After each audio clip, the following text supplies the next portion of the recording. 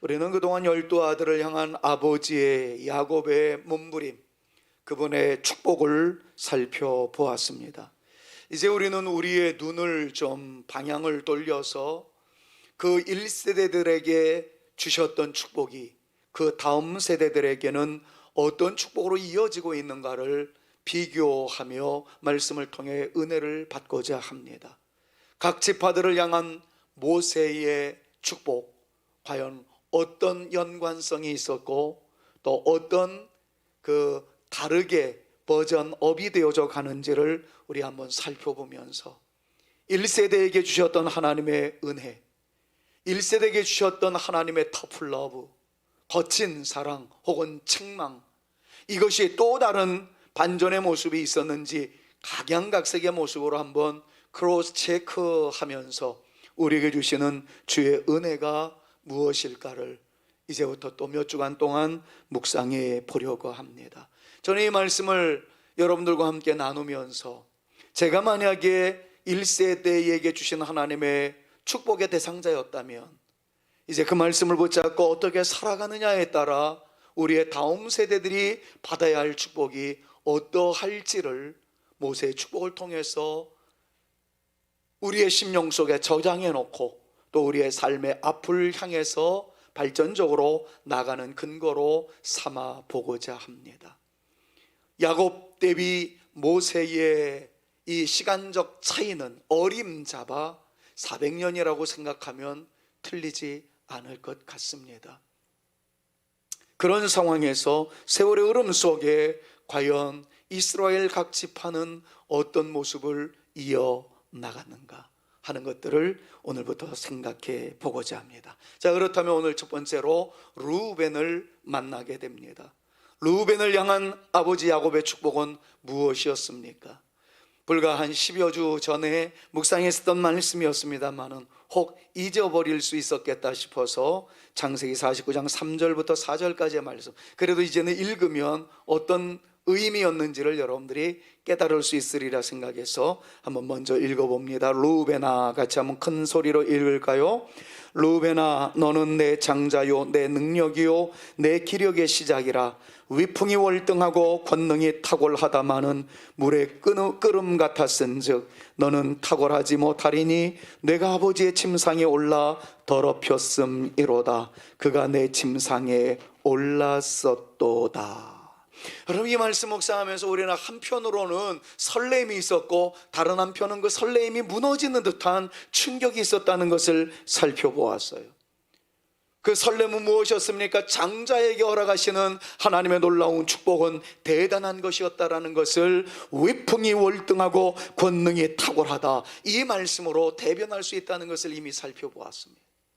그래서 우리는 이 말씀이 우리에게 주시는 축복이라고 생각하고 이 말씀을 캐치프레이즈 하여서 이것 붙잡고 살아가자, 제가 그렇게 여러분들에게 열변을 토했던 기억도 있습니다. 위풍이 월등하게 하여 주옵소서, 권능이 탁월하게 하여 주옵소서. 물론 르우벤에게는 탁월하다마는 이라고 전환 문장이 있어서 안타깝다라는 걸 말씀을 드렸지만, 여기서 우리는 종결시켜버릴 수 있는 그러한 감동이 있었으면 더욱 좋겠다라는 것을 여러분들에게 말씀드렸죠.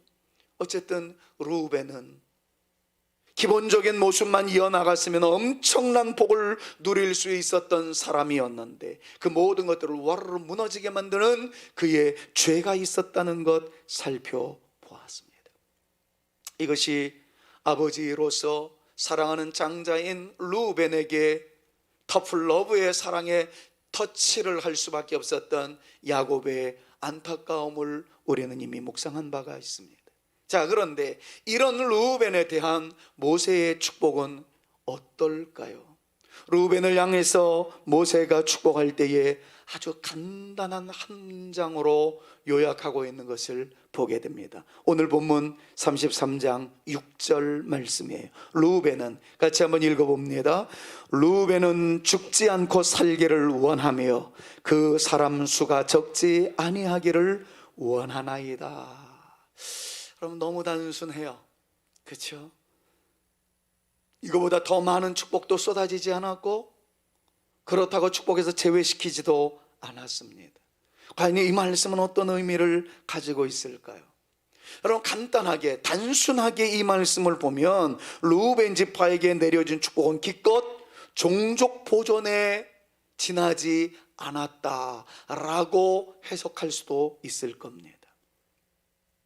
하나님, 그저 르우벤은 죽지 않고 살기를 원합니다. 사람의 수가 적지 않기를 원합니다. 이걸 단순한 논리로만 보게 된다면 여전히 르우벤 지파는 르우벤에게 책망했었던, 아버지의 침상을 더럽혔던, 그 일어나서는 안 될 죄를 지었던 그 결과가 지금까지 이어지고 있는 것이로구나 라는 안타까움에 한숨을 토해낼 수밖에 없는 그러한 모습을 우리에게 보여주고 있다는 것이지요. 그런 면에서는 많은 슬픔을 안겨줍니다. 그렇지만 모세는 이 단순하고 간단한 문장이지만 여기엔 다른 숨은 의도가 있다는 것을 우리가 발견해야 됩니다. 그래서 설교가 필요하다고 생각을 합니다. 모세는 과거에 있는 사건만을 되새기며 저주에 가까운 예언을 하고 있는 것은 아니다라는 희망적 해석을 여러분들에게 말씀드리고 싶어요. 자, 야곱은 르우벤의 죄 때문에 르우벤에 대하여 너는 원래적으로는 대단한 특권을 가지고 있는 사람이었지만 그것이 다 무너져 내릴 수밖에 없는 아픔이 있는 존재로다. 그러니까 깨달을지어다. 이렇게 말씀을 하셨다면 모세는 그것을 전제하면서도 더 앞을 향해서 발전적으로 나가는 굉장히 단순한 축복인 것 같지만 여기에는 다양한 내용들이 함축되어 있는 미래 지향적인, 그리고 르우벤이 어떤 존재이기를 간절히 바란다는 희망의 기조가 섞여 있는 말씀인 것을 우리는 발견할 수 있어야 합니다. 그러면 그 내용은 과연 무엇일까요? 그럼 모세의 축복은 이렇게 내용으로 분석해 볼 수 있고 요약해 볼 수 있습니다. 사실 르우벤 지파가 이 말씀을 받고 가나안 땅을 점령해 들어가는 과정에서 살펴본다면 가나안 땅을 입성할 때 제일 먼저 땅 분배를 받았던 지파가 르우벤 지파임과 동시에 가나안 땅을 정복해 들어가기 위해서는 전쟁을 할 수밖에 없는 상황이었어요. 근데 전쟁을 하기 위해서는 누군가가 퍼스트 리더의 역할을 감당해야만 합니다. 전쟁이 일어났는데 그 전쟁을 관망만 하거나 구경만 하거나 머뭇거리는 사람이 있는 순간 그 팀들은 질 수밖에 없어요. 이럴 때 내가 칼바지가 되든 창바지가 되든 어쨌든 하나님의 은혜로 내가 보호를 받든 퍼스트 리더가 되어서 제일 앞장서는 존재가 되어서 돌격 앞으로 하고 그 모든 전쟁에 임한 장수들을, 군사들을 이끌어 나가는 그 퍼스트 리더가 있어야만이 전쟁에서 승리할 가능성이 높다는 것은 너무 당연한 일입니다. 자, 그런데 르우벤 지파가 가나안 땅 정복을 하는 데 있어서 퍼스트 리더의 역할을 하고 있다는 것을 여호수아서를 보면 자세하게 나와 있습니다. 제일 앞장서 있는 존재는 모든 바람을 다 맞게 되어 있습니다. 전쟁에서 맨 앞에 선다는 것은 대적들의 위협 속에 살아갈 수밖에 없다라는 것을 전제하고 있을는지 모르겠습니다. 그러면 사람이 사람 뒤에 선다는 것이 그게 무슨 큰 효과가 있겠나 그러는데, 여러분 동계올림픽에서도 그러죠. 사이클을 탈 때도 그렇습니다. 이게 팀으로 나오는 사람들을 보면은 이 자꾸 자전거를 탈 때에도 사이클을 할 때에도 이 순서가 자꾸 이렇게 바뀌면서 맨 앞에 달리는 사람이 있고 또 그래요. 이번에 그 뭐 1만 미터인가요? 그거 무슨 게임이던데 이름은 모르겠습니다만 그것도 3명이가 4명 나와가지고 할 때도 자꾸 이렇게 바꾸면서 그 스케이팅을 해 나가는 것을 보는데 해설자들의 해설이 더 웃기는 거예요. 맨 앞에 서는 사람이 제일 힘든다는 거죠. 왜요? 바람과 맞아 싸워야 되기 때문에. 여러분 그게 무슨 바람이 있겠습니까? 실내인데. 그런데도 불구하고 맨 앞에 선 사람 때문에 뒤에 사람은 바람막이에서 이렇게 바람으로 인해서 당하는 저항이 줄어든다. 뭐 이해할 수 없는 그런 얘기가 나올 정도입니다. 실내 운동장에서도 그런 상황이 전개된다면 여러분, 전쟁터에서 맨 앞에 선다는 것이 얼마나 위험천만한 일이겠습니까? 바로 그런 맥락에서 오늘 말씀을 이해하셔야 해요. 가나안 땅의 전쟁에서 선봉을 담당해야 할 지파, 머뭇거리는 사람들이 매우 많았던 상황에서도 이때 루벤 지파가 당당하게 나서는 이 모든 것들을 여러분들 고려해 보셔야 합니다. 그런 맥락에서 모세의 축복을 한번 생각해 보십시오. 사실 루벤 지파는 가나안 정복 전쟁에 있어서 장자의 모습을 나타냅니다. 거의 모든 전쟁에서 선두에 서고 있다는 것을 이미 말씀드린 대로 여호수아의 전반의 내용을 보면 확인해 볼 수 있어요. 형님다운 면모를 보여주고 있습니다. 그래서 항상 대적들의 위협 속에서 살 수밖에 없었다는 거예요. 그런 상황에서 모세의 축복은, 모세의 기도는 함축적이지만 힘이 있다는 것을 깨닫게 됩니다. 그들의 사망의 음침한 골짜기에서도 죽지 않기를 바라며 그들의 수가 적지 않기를 기도했던 모세, 이 간단한 기도의 제목이지만 여기엔 눈물이 있었습니다. 희망이 있었습니다. 형님이라고 그래도 앞장서서 그 다음 세대들을 위하여 내가 칼을 맞을지언정 우리 사랑하는 후배들에게는 아름다운 길을 이어나가게 해 주겠노라는 자기 희생적 모습이 루벤 지파에게 보였기 때문에 모세는 단순하지만 함축적이지만 그 안에 권위를 가지고 이 놀라운 축복을 하게 되었다는 것을 우리는 깨달아야 합니다. 사랑하는 여러분, 루벤은 한 번의 실수로 장자권을 빼앗겼습니다. 실패한 인생이 되었습니다. 그러나 기억하십시오, 그것으로 그의 인생을 정리하지 않았습니다. 그 모습으로 삶을 내려놓지 않았다는 거예요. 보잘것없는 존재가 되어서도 형님은 형님이다 라는 생각을, 자존감을 잃어버리지 않았다는 거예요. 그래서 대가를 지불해야 하는 상황에서, 위험의 순간에서 형님이 나선 것이었습니다. 야 이놈들아, 내가 형이라고 받은 복이 뭐냐, 나는 다 빼앗긴 놈 아니가? 라고 자기의 신세를 한탄하며 위험에서 빼지 않았습니다. 내가 받을 복 너희가 다 받잖아, 받았으니까 너희들이 대가를 지불해, 그런 식으로 뒤에 처지지 않았습니다. 자기의 실수로 인해서 모든 것들을 빼앗겼다 할지라도 여전히 형님이라는 자존감, 그래서 아우들을 방어하고자 하는 위험을 감수하고서라도 앞으로 뛰어나오는 형다운 면모를 보여주었던 루벤 지파의 이 아름다움을 향한 모세의 축복은 가히 예언적 성격이 있었고 놀라운 은혜의 역사가 있었다는 것을 우리는 이 배경 속에서 확인할 수가 있습니다. 사랑하는 여러분, 우리 역시 영적인 전쟁을 싸워야만 하는 신앙의 용사들인 줄로 믿습니다. 사실은 코로나19의 현실 앞에서도 역시 우리는 뒤돌아설 수밖에 없는 패잔병의 모습일까? 아니면 코로나19의 태풍을 맞고서라도 비집고 올라가는, 저항하는, 그래서 하나님의 영광을 선포하는 신앙의 용사인가? 이 두 가지 모습을 우리는 선택해야만 하는 현실이라는 것 다 인정하고 있지 않습니까?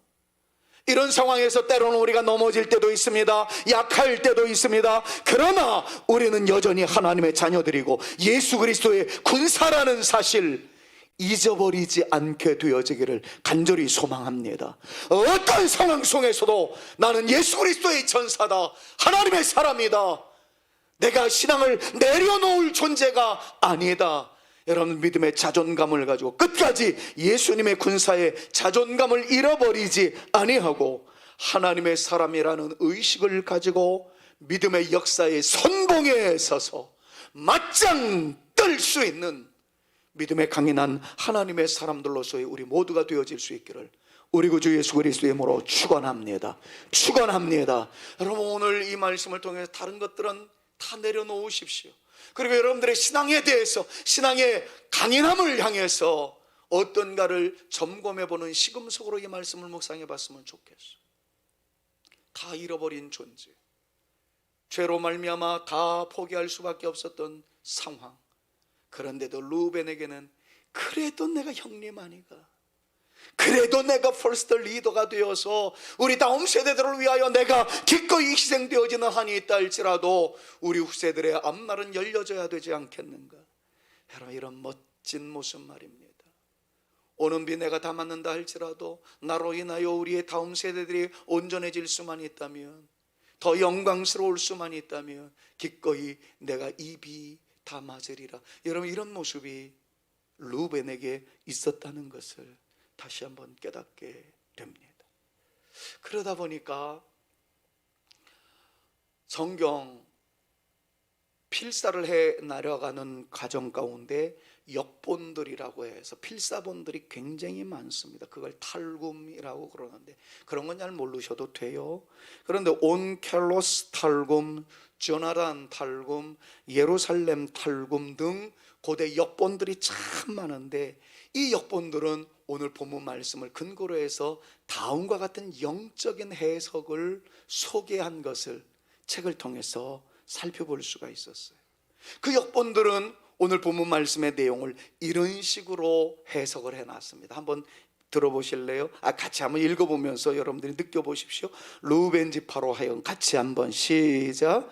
루벤 지파로 하여금 다가올 세상에서는 악인의 죽음을 당하게 하지 마시고 영원한 생명을 누리게 하소서. 할렐루야. 여러분, 지금 모세가 그 올렸던 기도의 제목을 보면은 뭐라고 표현을 했습니까? 6절에 보니까 루벤은 죽지 아니하고 살기를 원하며 그 사람의 수가 적지 아니하기를 원하나이다, 이렇게 표현을 했는데, 이것을 많은 고대 역본의 그 탈굼 히브리어 번역서에서 보면은 루벤 지파로 하여금 다가올 세상에서는 악인의 죽음을 당하지 않게 하시고 영원한 생명을 누리게 하여 주옵소서, 이렇게 표현을 했단 말이죠. 어떤 개념이에요? 다가올 세대, 이걸 우리가 지금 표현하는 것은 next generation, 다음 세대, 자녀 세대, 이런 말로 해석될 수 있는 것 아니겠습니까? 그래, 쉽게 이야기하자면 이겁니다. 루벤은 그 영광스러운 축복을 죄로 인하여 부여받지는 못했으나 그 다음 세대들에게는, 자녀 세대들에게는 루벤 같지 않은 형통의 사람들이 되게 하여 주시옵소서. 이 기도가 고대 히브리 역본들의 해석이었다는 것을 우리는 깨닫게 된다는 겁니다. 제가 늘 강조하는 우리의 다음 세대들, 우리의 미래 세대들, 자녀 세대들을 위한 축복의 메시지라는 것을 확인할 수 있습니다. 진정 우리의 기도가, 우리의 받은 복이, 우리가 간직한 신앙의 유산이 우리 다음 세대들에게는 더욱 빛을 발하고 아름다운 열매로 맺음할 수 있는 놀라운 역사가 지금 여러분들, 예배드리고 있는, 설교하고 있는 우리를 통해서 루벤과 같이 연걸어갈 수 있기를, 열매로 맺음할 수 있기를 우리 주 예수 그리스도의 이름으로 축원합니다.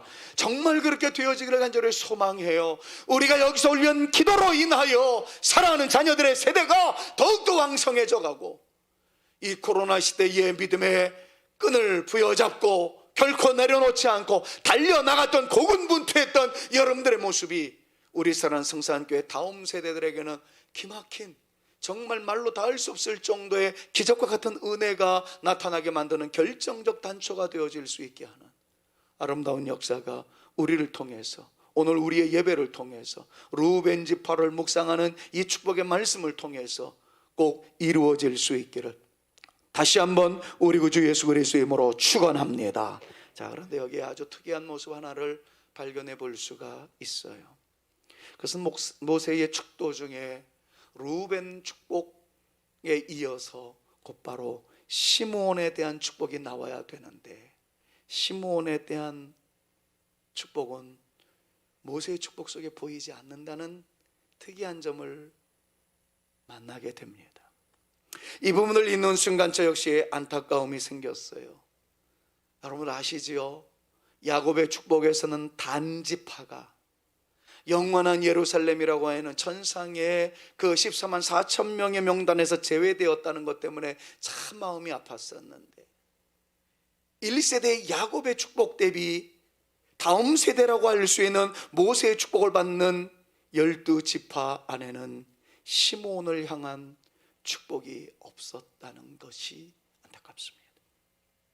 시므온 지파도 가정의 폭력의 도구가 있었기 때문에 피해 보복에 사로잡혀 있어서 그랬는지 모세의 축복에서 제외가 되었다는 것이 못내 안타깝습니다. 물론 이것도 여러 가지 해석이 있을 수 있겠습니다만 가장 보편적인 것은 야곱의 저주를 받은 후, 어떤 저주였습니까? 너희들 집에는 폭력의 도구가 있도다. 너희들의 마음속에 살인의 감정이 있었도다. 그래서 세겜 땅에 있는 모든 사람들을 죽이는데 시므온과 레위가 합작해가지고 난리를 쳤던 것들을 떠올려가면서 시므온 지파에 대해서는 제외시키는 안타까움이 있었던 것을 성경을 통해서 확인해 볼 수 있어요. 자, 그렇다면은 아주 간단한 내용만 적용하고 기도 제목으로 삼았으면 좋겠습니다. 방금 전에 제가 힌트를 드렸죠. 가정에 폭력의 도구가 있었습니다. 세겜 땅에 살인의 그 흔적을 남겼던 두 아들이 있었어요. 시므온과 레위였습니다. 근데 레위가 받는 복이 얼마나 큰지 우리는 다음 주에 이분들을 만나게 될 텐데 놀랍습니다. 근데 시므온은 제외됐다는 거예요. 왜 그럴까요? 하나밖에 없어요. 회개입니다. 회개. 시므온 지파는 하나님에게로 돌아오는 회개의 과정을 찾아볼래야 볼 수가 없습니다. 같은 죄를 지었으나 하나님께로 돌아오며 하나님의 편에 서기를 원했었던 레위 지파는 반전의 반전을 거듭합니다. 나중에는 하나님의 사람들이라고 인정을 받습니다. 모든 예배를 인도하는 영적인 특권이 레위 지파에게 다 쏟아지는 것을 우리는 앞으로 확인하게 될 거예요. 여전히 그 길에서 죄의 길에서 떠나지 않았던 시므온 지파는 모세의 축복에서도 제외되는 고통이 있었을 따름이었다는 것을 다시 한번 살펴보면서, 사랑하는 여러분, 루벤도 실수가 있었으나 회개라는 걸 통하여 앞장서는 믿음의 자존감을 회복하였을 때 하나님의 놀라운 쓰임을 받았다라는 이 말씀과, 레위는 축복의 자손이 되었던 반면 회개의 과정에서 동참하지 않았던 시므온의 이 완전히 사라져버리는 이 아픔을 동시에 생각해 보면서 오늘을 살아가고 있는 우리들, 하나님에게는 용서받지 못할 죄가 없다라는 사실을 기억하며 내가 어떤 상황에 있었든지 어떤 삶의 모습을 보였든지 하나님께로만 돌아가면 하나님께서 역사하시며 하나님께로만 돌아가면 하나님으로부터 은혜가 임할 것이며 우리는 그 은혜로 말미암아 살아나게 될 것이다. 회복되어지게 될 것이다. 풍성하게 되어질 것이다. 그러므로 여전히 하나님을 향하여 등을 지지 아니하고 하나님을 향하여 달려나가는 거룩한 믿음의 용사가 되어 보리라 다짐하시는 저와 여러분 모두가 되실 수 있기를 우리 구주 예수 그리스도의 이름으로 축원합니다. 여기에서 우리가 외쳐야 할 캐치프레이즈가 이거예요. 자, 일어나 함께 약속의 땅으로 갑시다 라는 거예요. 가다가 쓰러질 때 있어요. 가다가 넘어질 때 있어요. 가다가 죄 지을 때도 있습니다. 그러나 절대로 하나님을 향해서 등을 돌리지 마십시오. 어떤 상황에서도 십자가를 내려놓지 마십시오. 잡으면 삽니다. 잡으면 하나님께서 기회를 주십니다. 잡으면 기적의 주인공들로 반드시 하나님께서 역전시켜 주실 줄로 믿습니다.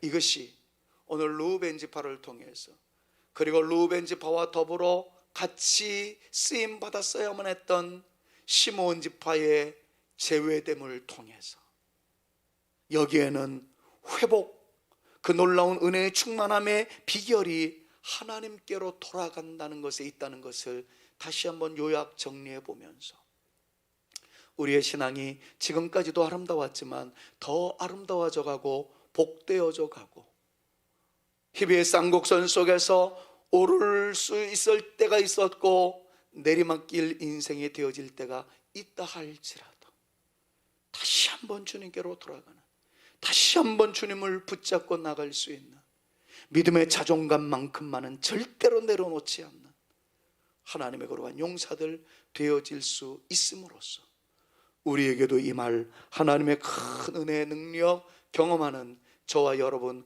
우리 모두가 되어질 수 있기를 우리 구주 예수 그리스도의 이름으로 축원합니다. 이제 결론을 맺겠습니다.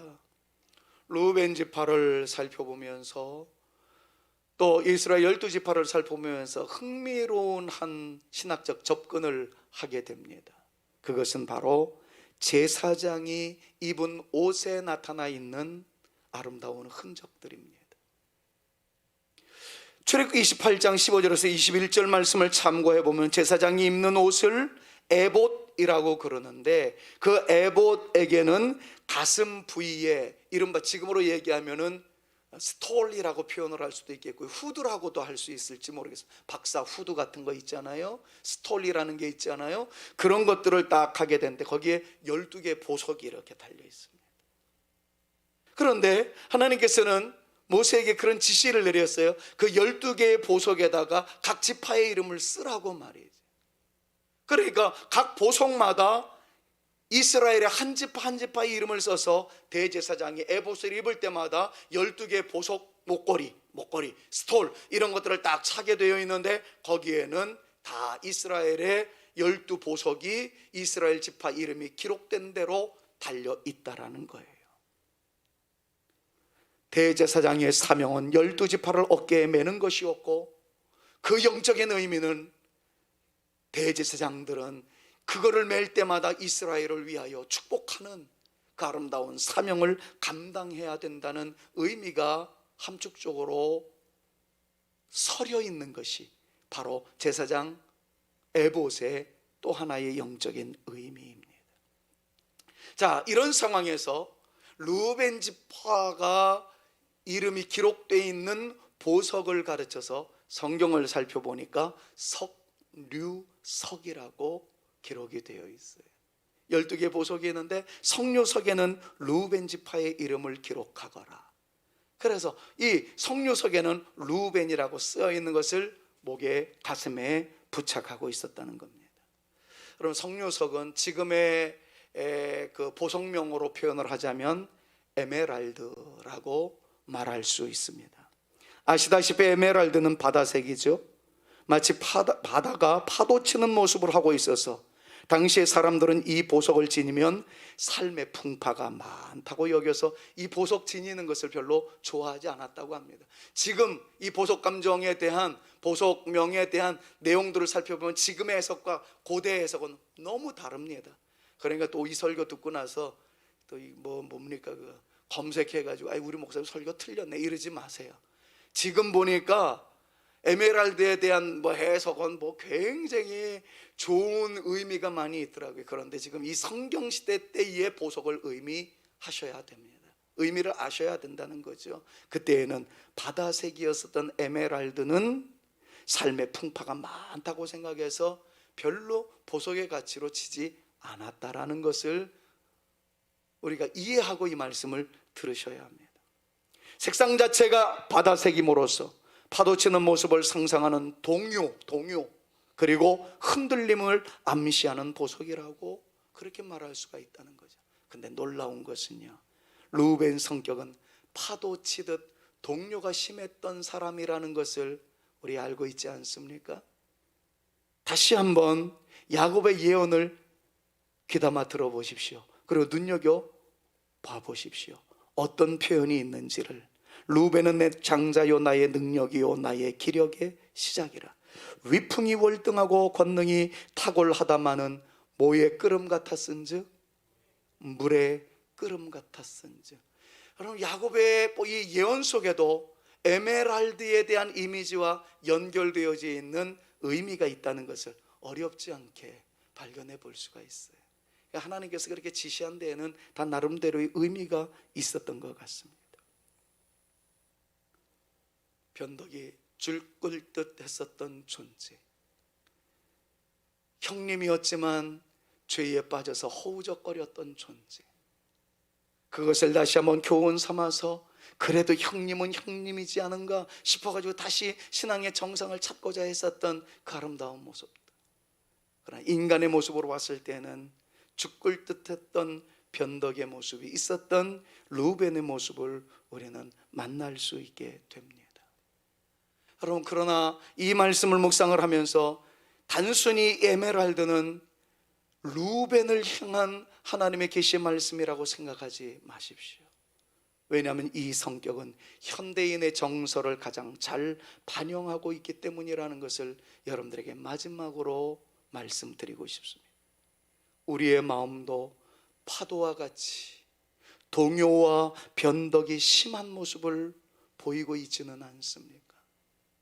자그마한 시련에도 여지없이 무너져 내리고, 조금만 좋으면 기고만장하던 교만의 모습이 우리를 엄습하던 그러한 모습은 우리에게 없었습니까? 너무나도 변화무쌍한, 쉽게 무너지기도 하고 변질되어지기도 했던 우리의 모습이 있었다면, 그러나 이 에메랄드 보석을 보면서 이 에메랄드 보석을 버리지 아니하고 가슴에 채운 제사장의 그 모습을 보면서 여러분, 이것을 기억하셔야 합니다. 주님은 그 보석에 그 누구도 지을 수 없는 이름을 새겨 놓으시고 그 보석을 당신의 품에 간직하고 계시다는 이 제사장의 가슴에 새겨 있는 루벤 지파의 보석 에메랄드가 가슴에 찬란히 비치고 있다는 것을 기억하면서 주님이 나를 품고 계신다는 사실, 내가 완벽하기 때문에 품고 계시는 것이 아니라 굴곡이 많음에도 불구하고, 실수가 많음에도 불구하고, 넘어짐이 많음에도 불구하고 여전히 나를 품어주시는 주님이 계시다는 이 사실을 떠올려가면서 우리 주님 앞으로 더욱더 달려나가는 하나님의 거룩한 용사들 되실 수 있기를 주님의 이름으로 축원합니다. 우리가 한없이 부족하여 주님 앞에 감히 나갈 수 없음에도 주님은 두려워 말고 내게로 오라고 두 팔을 벌리고 우리가 당신의 품 안에 돌아와 주기를 기다려주시는 주님의 음성을 생각하며 주님 앞에 다가서는 것을 멈추지 마시는 저와 여러분들이 되어져야 할 줄로 믿습니다. 대제사장은 12지파를 가슴에 품고 그 사랑으로 품고 하나님께 나아갑니다. 하늘에서 대제사장의 직무를 수행하시는 주 예수님은 지금도 땅에 있는 모든 성도들을 어깨에 메고 가슴에 품고 계십니다. 한 사람도 예외가 없습니다. 주님은 모든 사람을 다 책임져 주시겠다라고 대제사장이신 예수님은 12보석을, 그 가운데 루벤이라는 이름을 쓴 보석을 가슴에 품으시고 주께서 사랑하신다 말씀해 주십니다. 앞으로 계속 묵상하겠습니다마는 12지파는 다 귀한 보석들입니다. 비록 이 땅에서 그들은 부족하고 흠이 많지만 영혼의 관점에서 그들은 보석이라는 사실을 잊지 마십시오. 그러므로 주 예수님은 모든 성도들을 다 보석으로 여겨주시며 그런 맥락에서 우리를 평가한다면 우리 모두는 보석들이라는 것을 잊지 마시고 우리 주님 앞에 좀 멋진 모습으로 다가설 수 있는 저와 여러분들 모두가 되실 수 있기를 간절히 소망합니다. 혹시 여러분들 저 모르는 보석을 손가락에 끼고 계시나요? 혹 에메랄드 보석이 있으신가요? 그것을 볼 때 나 보석 있다 자랑만 하지 마시고 흡족해만 하지 마시고 루벤과 같이 실수가 많으나 우리 주님이 여전히 나를 안고 계신다는 것을 떠올리면서 에메랄드를 보실 때마다 주님의 사랑을 기억하며 주님께로 계속 달려나갈 수 있는 멋진 하나님의 사람들 다 되실 수 있기를 우리 주 예수 그리스도의 이름으로 축원합니다. 축원합니다. 넘어질 때 있습니다. 그러나 일어나면 됩니다. 이 말씀을 드려야 되나 말아야 되나 참 많이 고민했어요. 그런데 기도해 달라는 차원에서 마무리 짓겠습니다. 37살 조금 지나서 우리 교회 부임했더라고요. 부임하고 난 다음에 30대 후반부터 40대는 우리 교회에서 정말 열정을 불태웠습니다. 부임한 지 1년 되지 않아서 교회 땅을 사기 시작을 했고, 그리고 지금으로부터 15년 전에 이 예배당을 건축하고 입당 예배, 헌당 예배를 드렸던 기억이 있었어요. 물론 그때 청년들에게 있었던 큰 아픔이 있어가지고 지옥을 경험하는 듯한 너무 안타까움의 순간도 그 시기에 있기는 했었지만, 어쨌든 저의 30대 40대는 나름대로 거룩한 열정을 불태우면서 열심히 일했던 시기였습니다. 이제 이번 주간에 저의 50대는 다 사라지게 됩니다. 37살에 왔는데 23년이 지나갔어요. 제가 60이랍니다. 근데 지난 50대를 생각해 보니까 고생한 건지 무슨 일이었는지 너무 아팠어요. 저의 50대는 투병으로 고민하던 때였었구나 라는 것을 느끼게 되더라고요. 여러분들 잘 모르겠지만 그래도 직간접적으로 들어서 알겠지만 이 강대상 여기저기는 손잡이가 있습니다. 왜냐하면 저희 50대 초반부터 중반에 이르기까지 설교하기가 너무 힘들어서 쓰러질 것만 같아요. 이거 붙잡고 설교하느라고요. 여러분 그 고통을 그때는 몰랐을 거예요. 50대는 참 많이 힘들었던 세월이 온 것 같습니다. 지난 화요일날 산기도 하면서 산에 올라가면서 막 부르짖는데 주마등처럼 이게 착 지나가는 거예요. 왜냐하면 이번 주간에 그래서 교회에서는 제 이름으로 감사의 떡을 예배 끝나고 난 다음에 여러분들 하나씩 드린다는 것으로 알고 있는데, 민망해서 제가 광고 시간에는 얘기도 안 하고 패싱해버리고 말았습니다만, 기도를 하는 게 다 떠올려지는 거예요. 지금까지 말씀을 드렸던 것도 딱 요것 때문에 말씀을 드리게 됩니다. 이제 60대예요. 저의 청춘이 여기에서 다 사라져 버렸더라고요. 이제 10년 남았습니다. 누군가의 노래처럼 이런 결론을 맺었으면 좋겠다라는 생각을 가졌어요. 우리는 늙어가는 것이 아니라 익어가는 것이라고. 그렇다고 내가 지금 노사연에 그 노래를 부를 수는 없잖아요. 나는 그랬으면 좋겠다라는 생각을 해봐요. 이제 언젠가는 모든 사역을 마무리하게 되어질 텐데, 마무리되어질 그 시점에는 열매로 가득한 나의 60대가 될 수 있게 해 주옵소서. 이것이 오늘 이 설교를 하면서, 그리고 환갑이라고 축하한다는 말씀을 해주시는 우리 성도님들에게 담례의 인사로 드릴 수 있는 마지막 결론입니다. 르우벤 굴곡이 심했습니다. 그러나 마지막에 형님의 자존감으로 믿음의 선봉에 섰던 그 모습을 떠올려가면서, 저도 30, 40대, 50대에 흔들리는 여러 가지 곡선이 있었으나 이제 남은 60대, 여기에는 성산교회를 향한 목회적 열매가 가득하고 아름다운 역사가 많아짐으로써 다음 세대들에게 물려줄 성산교회의 아름다움은 황홀할 정도로 아름다운 가치를 전달하는 일에 내가 쓰임받았으면 좋겠다, 마무리 잘했으면 좋겠다, 이런 마음을 갖습니다. 기도해 주시기를 부탁을 드리고, 여러분들 모두가 다 르우벤을 떠올려가면서 흔들리지 아니하는, 아니 흔들린다고 할지라도 믿음의 자존감만큼만은 꼭 붙잡고 승리하시는 하나님의 사람들 다 되실 수 있기를 우리 구주 예수 그리스도의 이름으로 축원합니다. 축원합니다. 우리를 향하신 하나님의 인자하심이 있어요. 놀라운 계획이 있을 겁니다. 크고 놀랍다는 사실을 고백하면서 하나님 우리에게 큰 은혜 베풀어 주옵소서. 흔들리지 않겠습니다.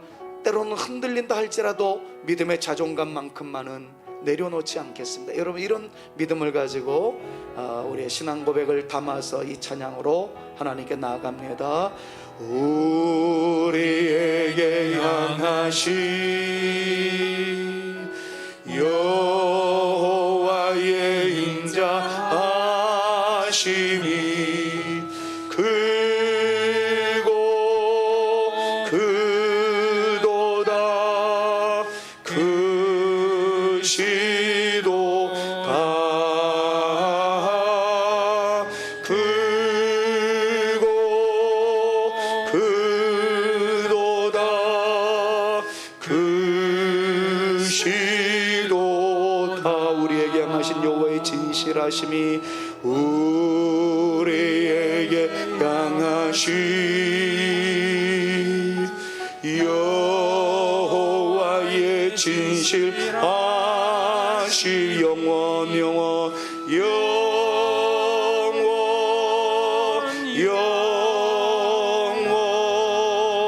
영원하시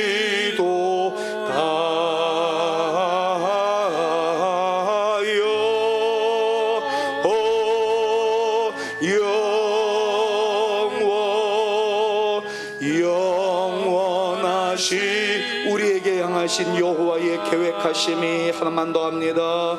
우리에게 향하신 할렐루야 여호와의 계획 놀랍고 놀랍다 놀랍고 놀랍다 놀라우시도다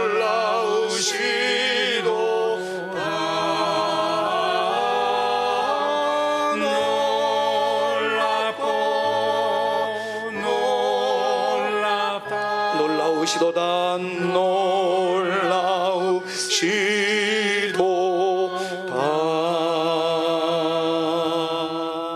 할렐루야. 이제는 우리 구주 예수 그리스도의 은혜와 하나님 우리 아버지의 극진하신 사랑하심과 성령님의 감화감동 위로 교통 충만케 하심이 루벤을 기억하면서 흔들림이 있는 상황 속에서지만 그래도 믿음의 자존감, 형님의 자존감을 가지고 나중에는 앞장서는 신앙의 용사가 되었음을 보면서 우리 역시 퍼스트 리더의 아름다운 소임을 잘 감당하여 다음 세대의 아름다움을 물려주는 멋진 믿음의 용사가 되어 보리라 다짐하며 결단하는 주의 택한 자녀들 머리머리 위에와 저들의 귀한 가정과 우리 성산교회 위에 이제로부터 영원토록 함께 있을지어다.